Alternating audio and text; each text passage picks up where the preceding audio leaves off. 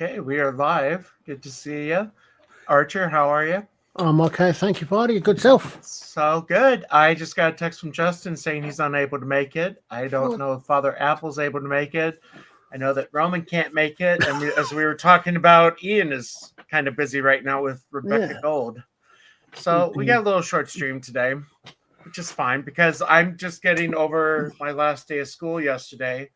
I am now retired from teaching, but I am still going to be at the parish I'm at and working as a priest. So I'm pretty excited about that. Right, so you know where you know what the next. Oh yeah, I'm not moving. I'm not moving. I'm just stepping away from high school teaching mostly so that I can focus on the spiritual life, trying to get back into shape, and just to get home to see my folks a little bit more. Well, that's fair enough. That's good. That's good. So this was my 12th year in the classroom, so I'm really at peace with leaving. Well, good. That's good. I mean, at least it's not something that's come as a shock or something that's. No, well, I wasn't expecting it this year, but the thing is, when I got the note, I was fine with it. Well, that's good. Yeah, I mean, at least it's good. It's better than it comes as a shock again. No, I don't want to do this. I want to stay. Well, I'll say it's a little bit of shock, but will say the first time I took a break from teaching when I was moved to a different parish, and I was out of the classroom 2017 to 2022. Wow. And I really hated leaving the classroom the first time around. This time, I'm fine with it. That's obviously come to a natural point. That's good. Mm-hmm. So, and the thing is, with having just turned 50, it's the age gap is becoming clear. So, but yeah, we were talking before we went live. You mentioned something about Doctor Who news. Yeah, there's a report in the Sun newspaper, which anybody over this side of the pond is probably smiling at this point. It has not been known as the most in-depth paper for years. It was a tabloid before there were tabloids. But the basic is the basic story is that and I think a couple of other places. I know Mr. Brown dropped a video which I saw, as has dropped a video which I haven't had a chance to see yet. The basic story is that Doctor Who's cancelled, and specifically Ncuti Gatwa. The headline is Ncuti Gatwa has been fired because he didn't do something about Eurovision. Now, I understand that he was supposed to be doing presenting, and he didn't do the presenting. So I remember that one, Derek. Gotcha from the Falklands War. Yeah. Well, we had just sunk an American. Sorry, it wasn't American. It was an Argentinian battleship. It just used to be American. Sorry, but yeah, I mean, they're saying that he's been fired because he didn't, because he didn't turn up to present Eurovision or something. Yeah, and I was seeing that. I think it was because something with Palestine. Possibly as well, but then what I haven't seen that. I'd only actually. I mean, it's literally only someone picked it up earlier on this afternoon. I noticed it earlier on this afternoon myself. But I'm thinking about, okay, so fine, but we have had people from various YouTubers and so on, various sources, who have contacts with people talking to him, have said for ages that he's gone. Now, how much of this may be based on the fact that the reaction is atrocious, numbers atrocious, etc., etc. But more to the point, that RTD's moved on to something else. Ncuti's gone on to something else. He's now sees his career as being in Hollywood and in the States. Yeah, and most I don't even know what he's starring in over here. No. But most significantly, I've heard for weeks, months, that he's already shot his regeneration scene. Now, if he and the BBC, for whatever reason, have parted ways at a specific point in the agreement, while shooting was going on, excuse me, that makes sense. They know he's going. They're keeping it quiet for whatever reasons, but they've shot his regeneration scene. That makes sense. But if he was actually fired by the BBC over something said about Palestine, and specifically said a thing that appears to be in the papers about not appearing on the Eurovision Song Contest, well, that means he was fired last week, a couple of weeks ago.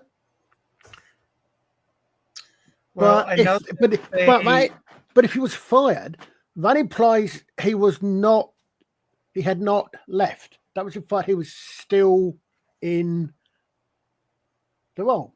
In which case, why had he already filmed the regeneration?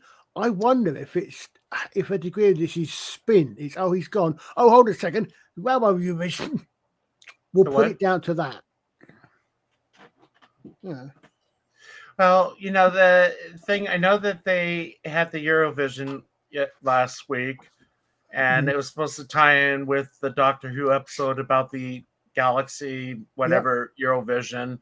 I watched a little bit of it, the ending of it, and I got to say, I kind of laughed when the UK got no points. That is, I mean, I've never, I've never watched Eurovision. I remember it. It used to be Eurovision Song Contest. Last year was the first time I've ever seen it. Well, the Eurovision Song Contest is supposed to be exactly that. Eurovision is a Europe-wide song contest. Interestingly, you may note that I believe the second place went to that well-known Central European nation of Israel. Yeah. And another place went to that even more Central European nation of Australia. I know. Well, it's a British count. It was. Actually, this is true. But first time I saw Australia in the Eurovision Song Contest, I thought someone had misspelled or misread Austria. But no, but it used to be a joke that Britain came last and Britain got 0 point. It used to be, I don't know how long it's been, so I haven't even paid any attention to it for years, but it used to be a meme, if it was we'd say these days, a joke. It was Katie Boyle, I think, was the lady that used to present it. And she would come back with Rien Uni, 0 point, which is French for Great Britain, no points. And that used to be a meme, which is presumably why they put that in there. Well, like I said, it was last year was the first time I've ever seen it, and this year I got to catch the end. So I watched the awarding of the points, and to be honest, I don't really recognize any of the country presenters. I understand that they're former singers. I just wasn't impressed. Well, the thing is, they've said that it used to be, it was originally presented by the late great Terry Wogan. And a lot of people said it was never the same since Terry Wogan stopped presenting it, which of course it wouldn't be because he was a unique presenter. But it's had some. There was me where the winner of the Eurovision Song Contest would normally go straight to number one in the charts. But we've got you. We had one of probably the second biggest export from Sweden after IKEA. Mainly came about because they won the Eurovision Song Contest in 1974 with a song called Waterloo. That was ABBA. In this country, we had a group called Bucks Fizz, who were famous for their song "Making Your Mind Up," They were the British entry. They won. Yeah. They were because they started off with there were 2 guys and 2 girls, and they were in the girls in particular were sort of 1950s. You know the big skirts of 1950s, not the rest of it. And the last time around, you should have girls and the guys reach behind the girls. It's making your mind up. And Derek will remember this, I'm sure. They pull off and they whip off the girls' skirts, and they're wearing much shorter skirts underneath. And this became, wow. Well, I'm going to play 10 seconds of Israel's entry last year because I really fell in love with it. I don't know if you saw Israel's entry last year. No, I haven't dedicated it. But here, we'll just play 10 seconds. Every day I'm losing my mind, holding on in this mysterious ride, dancing in the storm. I got nothing to hide. Take it.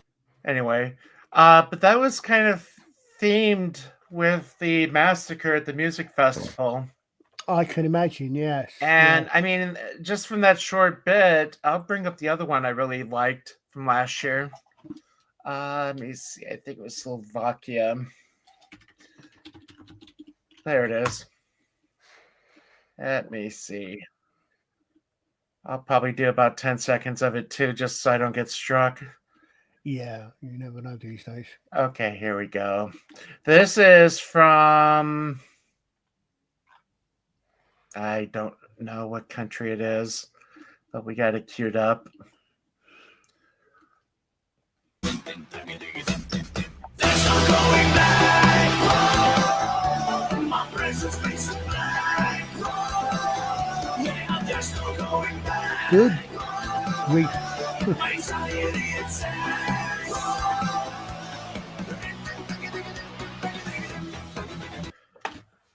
I mean, last year, like I said, last year was the first time I watched it. I found a few songs that I really got hooked on.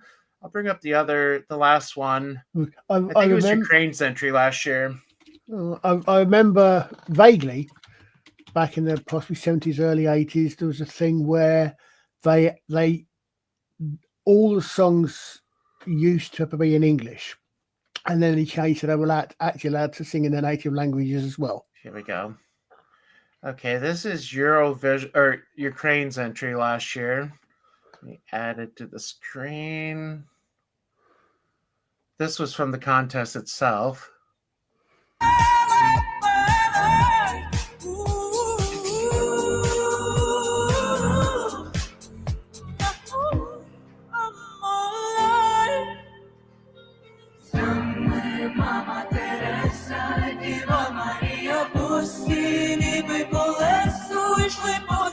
I have no clue what's being said. I mean, they could be singing a song to the Mustache Man of Germany. Yeah. It sounds really cool, though. This is Ukraine. Remember whose side they were fighting on when they fought against Russia in World War II. So you could be right. Derek mentioned the Republic of Ireland. Yeah, they did. Yeah. Last year's entry was demonic, in my opinion. Oh, yes. I mean, all I would say to Derek is, well, of course it would. What's another year if Ireland don't win? Because that was probably one of the most famous ones. But yeah, Ireland won several. Yeah. There it is. Let me bring up the image of last year's entry from Ireland, which I will say I am grateful they lost. Oh, good Lord. Yeah. Actually, yeah. In fact, I think I mean that is Ireland's entry in last year's Eurovision. Gosh. Yeah, they seemed recently, I think remember someone saying that you see it occasionally, you can't miss it. And it seems to be a thing where a lot of things seem to be I know a few people who would put it as not necessarily demonic, but no, Derek, you're right, it's not. As debauched, to put it mildly. Yeah. The odd thing is, I was listening to 2 or 3 of the reviews last week, and I was actually playing a game Saturday evening, so I didn't I didn't even think of Saturday. I didn't pay attention. But Sunday, I watched a couple of reviews, including our friend the rabbis. And I'm thinking, and I'm going through. Okay. Well, I know I'm watching reviews, so I'm clips from reviews, but I'm not seeing the whole thing. But okay, that sounds like atrociously bad science to me. Sorry, wait a minute. What's a gravity bubble? Okay, so turn off the gravity bubble so everyone's floating away. Okay, that makes sense. You turn that this off. is from Doctor Who last week. Yeah. Apparently, it's a space station, and it's I haven't watched a single. I mean, okay, I watched a little bit of Disperuse reviews. Yeah, but that's the only bit of Doctor Who I've seen this year. Yeah, I that's all I get from, as I said. Is the thing is, you got 2 or 3 different reviews, you see most of it. But things like, okay, so they've blown the gravity, so everything's floating out into space. Doctor gets sucked out, the TARDIS gets sucked out into space. But I mean, it makes sense if you've blown it, and if you're in space, you're in space stations, you get explosive decompression. That makes sense. Hold on a minute, that was supposed to be a gravity bubble, so they've now got what's holding them all down. And how does Susan tie into it? She was a vision inside the Doctor's head. Oh, for because crying out loud. Yeah, but I mean, the bits I've seen, I can make sense in that if she, he's frozen effectively, but apparently he can freeze himself and unfreeze him. But she, whether it's real or whether it's his own mind, is that subconscious talking or something? Susan, I don't know. But I think she woke up. But then what I thought was actually quite interesting. Apparently, he then had these cannons where they blow confetti out and things like that. I don't know if you've seen them at all. Well, they have these cannon. It's about, I don't know what about. I suppose about 4 foot, big round tube basically. I think they're probably air cannons. Blast of air, blows out confetti. He had one of these been blown out in space, and he uses this. And I'm thinking, okay, so that's 2 different ways they've ripped off the scene with Peter Davidson surviving in space by throwing a cricket ball, bouncing off a space station, catching it, and therefore that momentum pushing him back, which would work. The amount of actual pushback you're going to get from an air cannon blowing into a vacuum is nothing. But apparently he did actually hold it, and I was reminded, someone said it. He actually held it in his stomach, or he's down there. And I thought, I actually remember being told that you will see films in the movie, scenes in the movie, especially World War II, possibly Vietnam, where you've got someone comes up, they've got a submachine gun, they've got it under their arm, Tommy guns, thing, and they just blow away. Well, I was like, no, because when I was in the TA, at one point, my personal weapon was a Star Wars blaster. It was a 9mm Sterling. So, no, you do actually hold it, you brace it against your stomach, or basically against your belt buckle, because then you're actually in center of mass. So if you're going to blast yourself back with something, that's a sensible thing to do. But I've been seeing so many things about that going.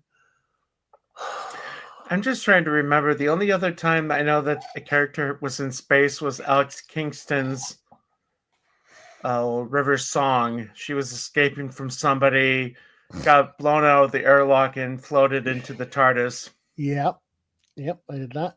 I mean, even then, that was a little silly, but the Doctor did extend. If I remember right, he did extend the oxygen corridor or something so that she would survive. But I don't know. I'm at the point I can't even hate watch it. No, I mean, I remember congratulations. So Saka Blur's put in there.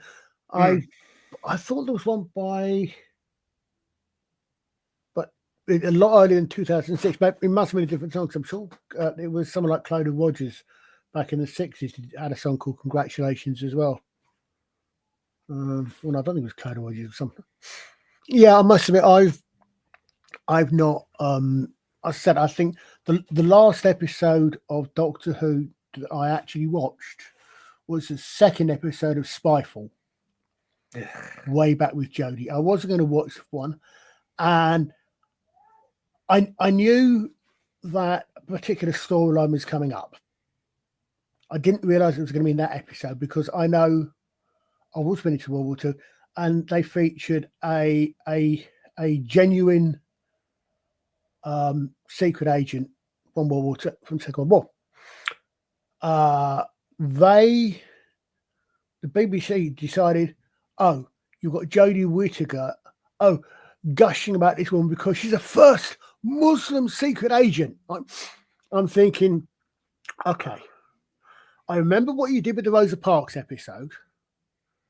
I do hope you're not going to do something similar here because I know what happened to that lady. She got the George Cross. She should have got the VC, but she wasn't actually eligible because she wasn't regular military, if I remember right. She was SOE. She, like many others, did not survive the war. Her version of getting the Presidential Mention of Honor was, I believe it was in a place called Ravensbrück. Yeah. And the doctor wipes, Dr. Nasty wipes her memory because the doctor obviously knows what is going to happen to this girl, this young woman. Can't finish it. I'm thinking, you brought that one in. I was literally glad they didn't end up with her being executed. I thought they might. Like I said, I just don't have any words for it anymore. No, I mean it's. I mean, even if it gets canceled, I won't be excited. No, I have total antipathy. I think it is. Well, I think a lot of people. Someone was saying it's similar with. It's a similar thing in politics in this country as well. Is that the worst thing? I mean, complaints about something, even hate watching, unquote, at least proves to be interested in it. It's when nobody even bothers to watch. Apathy is what's a fatal thing, because it means it's not relevant, not interested anymore. Well, I'm trying to think. What was it yesterday? I ended up picking up 3 classic Star Trek novels from the 70s. Oh, nice! Yeah, the old paperbacks. Yeah, I've got a few of those. So I mean, I even got a few right by my desk. These I have had for a while, but I got to start working through it. That's an old one. James Blish. You see how much I paid for this one? $1.99 is that? $1.99. Yeah, wow, that's not bad. But then you got classic one. Yep, some classic. That one was $2. Some of those I've got. And then you finally got another Spock one. Ah. But I mean, these are little short stories. I like them. I mean, they're vintage type stuff. Yeah, well, I mean, most of my, a large number of my part of my library, not most of it, is from 1970s, early 1980s prints. A lot of it is actually American because I really used to like the fact that the old door covers, the DAW and Bain covers, the American covers of books, when we got them imported over here for a couple of shops in London, and the American imported books had embossed or 3D covers, and I used to like those ones. But most of those were 150, 200 pages long. Partly, I think, because they was coming off the tail end of the pulp era. I mean, you look at a lot of what we would now call perhaps classic eras. You look at Doc Smith. I guess that's what they call these small novels, are like pulp. No, what I'm saying is if you look back to the pulp magazine era, what you've got is you'd got a lot of something like Galaxy. A lot of the stories, they were short stories. So what you get is you get, for example, the Foundation. The first Foundation book is, I think, 4 or 5. It's not a thick book. If I thought about it, I'm actually going to pick up my copy if I thought about it. It's in the other room, but it's about 100, 125, 150 maybe pages. But that's, I think, 5 short stories or 5 novellas.